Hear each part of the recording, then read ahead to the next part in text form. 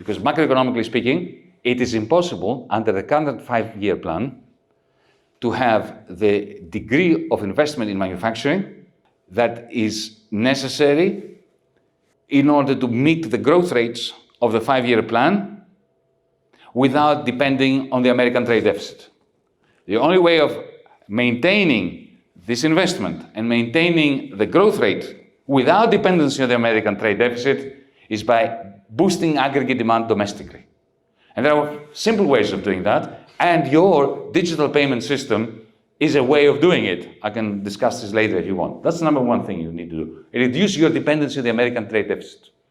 Secondly, you need to appeal through soft power, through engagement with the local communities in the global south.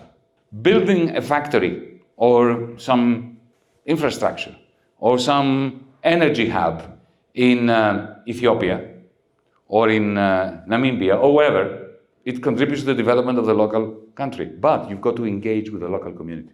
You have to remember your marks, that there is class conflict happening in Namibia, in the Congo, in Ethiopia, and the local ruling class is destroying the prospects of the local working class. And the Chinese, I know you don't want to interfere in a party political level, but you have to, the people of Namibia must understand that China and Chinese business and the Chinese presence are their allies, not the allies of their oligarchy.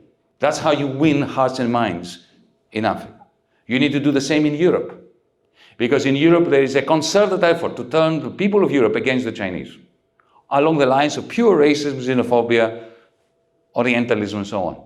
The same people who are turning the Italians, the Greeks, the French, the Germans against the Chinese are the people who are essentially working towards the diminution of the life prospects of the Germans, the French, the Italians, and the Greeks. So when, for instance, Costco entered the port of Piraeus, I know that they run the port better than the Greeks did. I know that there is less corruption, and I know that the conditions of the workers in the port are better now. But Costco made a mistake by not engaging in community relations. That's the third thing, okay? And the fourth thing, soft power within the United States. We must think together, and I say we. I'm not Chinese, but I have an interest in ending the Cold War. Because it is in the interest of humanity to avoid, firstly, nuclear confrontation, and secondly, to find a way of communicating and collaborating to end the very fast march of humanity towards a climate catastrophe.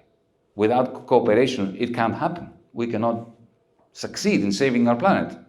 So this is why I'm saying we. It is important to approach American progressives. Like, for instance, I'll give you an example. The Democratic Socialists of America, who have become rather influential in the United States. Many of them are my friends.